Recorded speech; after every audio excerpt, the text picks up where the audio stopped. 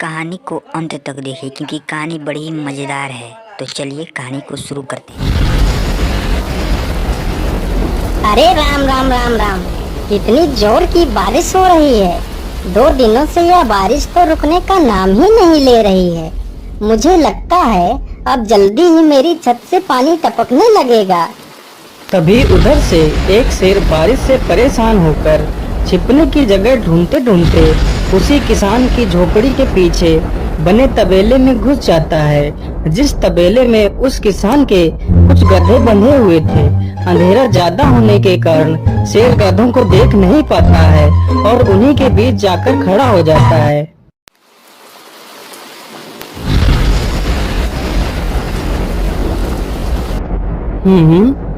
यहाँ से तो किसी मनुष्य की आवाज आ रही है। चलो चुपचाप बैठा रहता हूँ, जैसे ही यह आदमी मेरे करीब आएगा मैं इसे खा लूंगा। हाय हाय हाय, यह बारिश कब रुकेगी? ऊपर से यह टपका भी आ गया। अब मैं क्या करूँ? इस टपके से कैसे बचूं? इतना तो डर मुझे शेर और बाघ से भी नहीं लगता है जितना डर मुझे इस टपके से लगता है। अरे यह टपका कौन है? मुझे लगता है यह टपका तो मुझसे भी ज्यादा खतरनाक है। अभी तो यह आदमी शेर और बाघ से ज्यादा इस टपके से डर रहा है। चलो जल्दी से मैं यहाँ से निकल लेता हूँ, नहीं तो कहीं टपका ने मुझे देख लिया तो मेरी खैर नहीं है। ओहो, अब मैं इस टपका से कैसे बचूं? चलो जल्दी से मैं अपनी मौसी के घर चला जाता हूँ।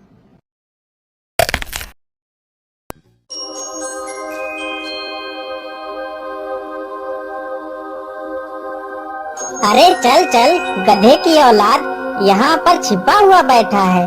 अरे चल जल्दी। अरे ये क्या, जिसका डर था वही हुआ। यह टपका तो मुझ पर हावी हो गया।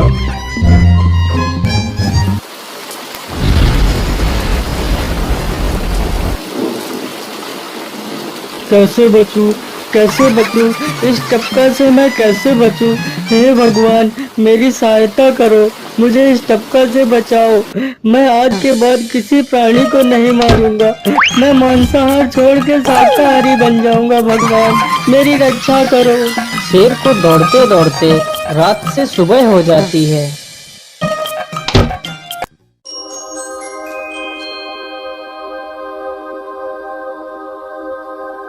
अरे देखो देखो, यह तो शेर की सवारी कर रहा है।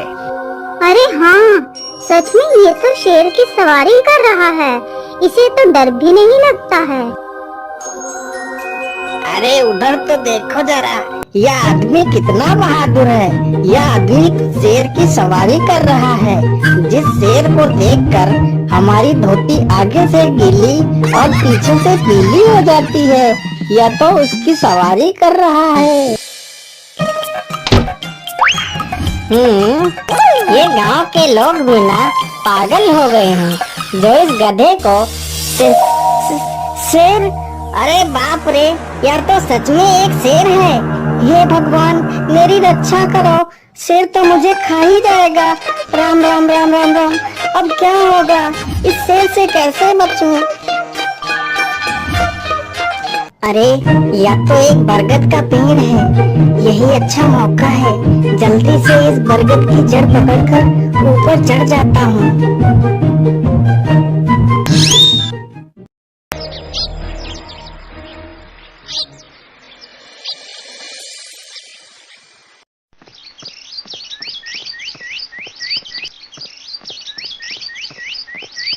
अरे शेर भैया, तुम इतनी जोर जोर से भागते हुए कहाँ जा रहे हो? आप तो बहुत डरे हुए लग रहे हो। आप तो जंगल के राजा हो, आपको किसका भय है?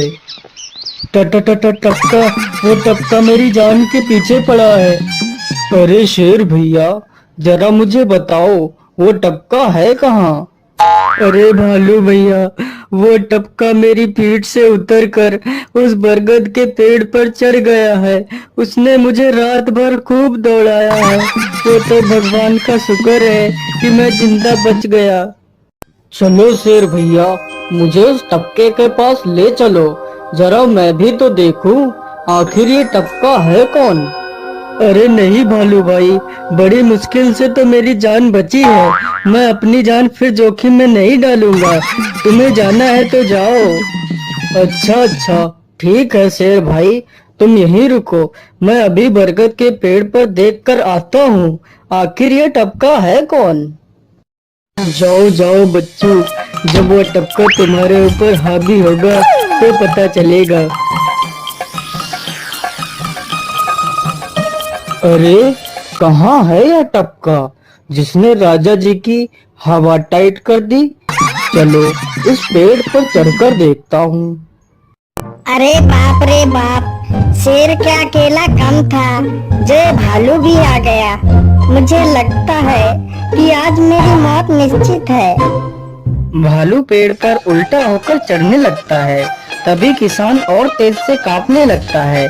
कांपने की वजह से किसान के हाथ से छड़ी छूट जाती है और उल्टा होकर चढ़ रहे भालू के पिछवाड़े पर जा लगती है। भालू धड़म से जमीन पर गिरता है।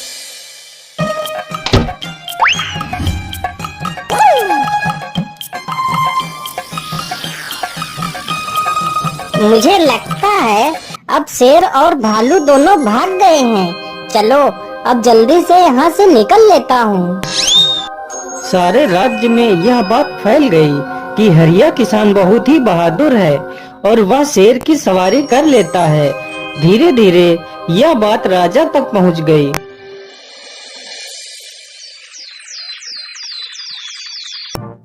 महाराज, क्यों न हम पड़ोस के गांव से हरिया किसान को बुलवा लेते हैं। वह बहुत ही बहादुर है।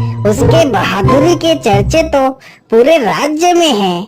मुझे पूरा विश्वास है वह इस काम को जरूर कर सकता है। वह इस दुष्ट शेर को जरूर पकड़ लेगा।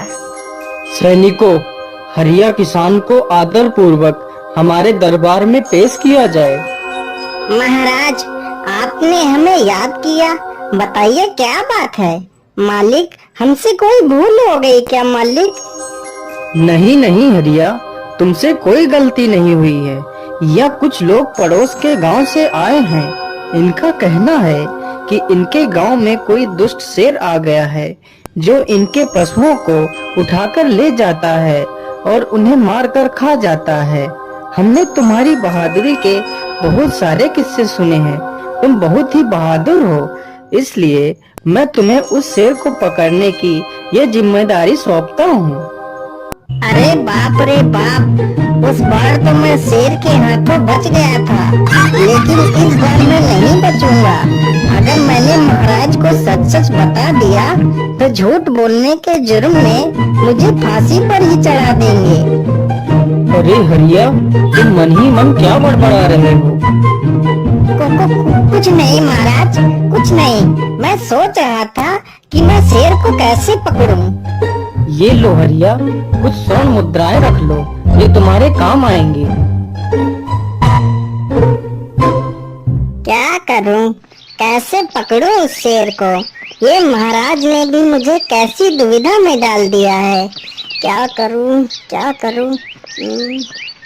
हाँ, मिल गया। फिर हरिया बाजार से एक रस्सी और एक जाल तथा एक बकरी खरीद कर लाता है। चलो जल्दी से, मैं यहाँ पर एक गड्ढा खोद देता हूँ।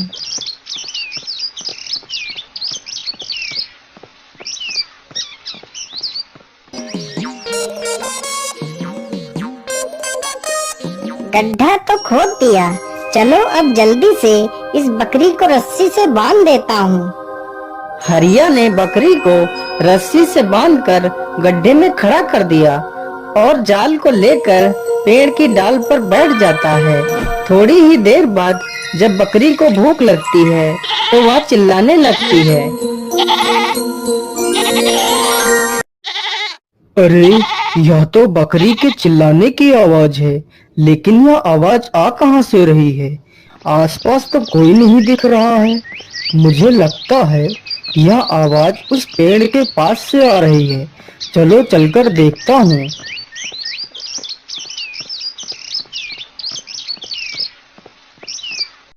अरे वाह, आज तो शिकार मेरे पास खुद चलकर आ गया। शेर तुरंत ही बिना देर किए हुए गड्ढे में छलांग लगा देता है। तभी किसान तुरंत ही बकरी को ऊपर खींच लेता है और जाल को गड्ढे के ऊपर गिरा देता है। शेर गड्ढे में ही फंस जाता है। यह देखकर गांव के सभी लोग बहुत ही खुश हो जाते हैं।